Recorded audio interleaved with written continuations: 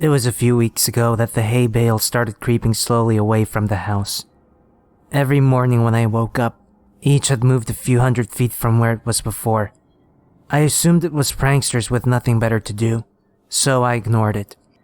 Within a few days, though, the bales began to approach the boundaries of the farm. I was tired of the whole game by then, and decided to move them back. It took a tedious hour to bring them all from where they were to over near the house again, and by the time I was done, I was ready to snap the neck of whatever little pissant was deciding to screw with me. The next morning, I found each and every one of my horses messily decapitated. The smell was what woke me up. Each one was slumped over against the side of its stall. There were no signs of the heads. I spent the rest of the day cleaning up the mess and burying the remains. It was only when I was done that I noticed the bales of hay had all returned to their positions from the day before, scattered far out into the fields. This time, I left them where they were. That night, I sat on my porch with my shotgun in hand and a pot of coffee on the table beside me. I sat for hours, straining my eyes into the fields to catch a glimpse of who was moving my hay bales. Finally, I was beginning to nod off. I would have, but just as my eyes began to close, I heard a clamor and the rustling of trees from the nearby woods. I leaned forward, my heart racing with excitement. I was going to catch the bastard. I fumbled with my gun and fidgeted in my seat, waiting anxiously for whoever it was to get close enough to ambush. It was only when the thing got close enough for me to make out its silhouette in the dark that I was frozen still. The thing that crept into my fields from the nearby woods didn't seem to notice me sitting there. It stalked, hunched and deliberate, through the field with the posture of a tiptoeing thief. If not for the fact that it must have towered to over 10 feet tall, even in its crouched position, it might have seemed almost frail. The thinness of its arms and legs and the emaciated, caved-in quality of its chest reminded me of a starving animal. Still, this thing was undeniably strong, and I watched it hoist each bale up into its arms with ease and set it down carefully a while away, taking only a few strides to cover the distance. I watched it work, moving each bale thoughtfully. Every once in a while, it would straighten up to look around at the other bale's position in the field before adjusting the one it was working on ever so slightly. Before it left, it looked towards the house. I felt its eyes sweep over me in the dark, but whether it saw me or not, I couldn't tell. Then, it turned silently and crept back the way it came, disappearing into the dark of the woods. It took me an hour before I had the courage to move at all. I went inside after a while, but didn't sleep that night. It was only when the sun rose that I dared step off my porch into the fields. The hay bales were where it left them. Strangely, it didn't move them as far as it had in the previous days.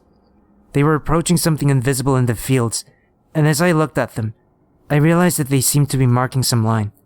Indeed, as I walked around the house, I saw the distinct circle that they formed with me at the center.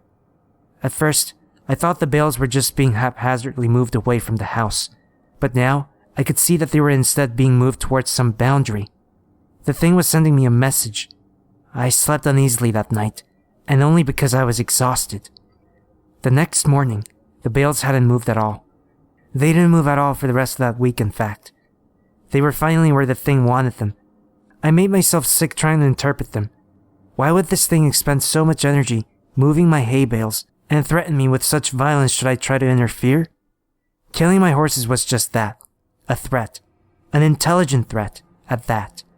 It knew what would scare me, and it knew that I would understand the implications. The sound of an automobile working its way along the road to my farm one morning gave me a little rush of excitement.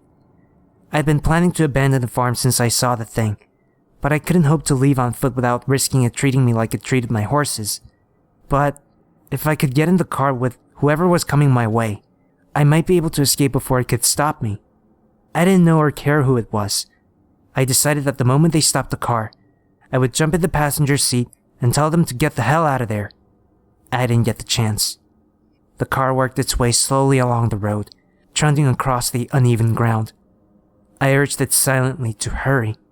It was when it passed between the two bales placed on either side of the road that I began to hear a booming clatter from the woods. The thing burst suddenly from between the trees, sprinting on all four of its terrible gangly limbs toward the car. Within a few seconds, it was there, pouncing on the automobile, like a predatory cat. Within moments, it was picking and peeling the vehicle's steel frame apart, working to get at the driver. The man, whoever he was, screamed all the while, and I could hear him even over the crunching of the metal and the shattering of glass. It was only when the thing crushed him carelessly in its hand that the screaming stopped. It tossed him away, and straightened up to look at me once again. In the sunlight, I could see the inhumanity of it. It was composed entirely of something awful and alive which was lashed together in the messy semblance of a human form. Whatever it was made of looked so polished and hard that if it weren't for the minute writhing of the stuff, I think it was made of granite. The thing retreated back into the woods, and I was left to my shock. My eyes wandered to where the car sat, the engine still sputtering, between two of the hay bales. Suddenly, I understood. The message was clear. I am this thing's captive, and I am not allowed visitors. Nothing may cross the borders it has set. I'm trapped here by the thing that stalks the fields, and it demands nothing except that I never leave. Still, I don't know if I can handle being that thing's canary. I've been thinking hard for the last few days since I saw it crush that man's chest and silence him before he could finish his scream. If I crossed the hay bale border, it'd probably do the same. It'd smash my skull before I could put my hands up to protect myself.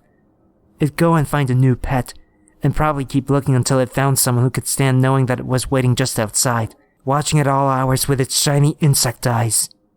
I have been thinking for the last few days, and I might just make a run for it.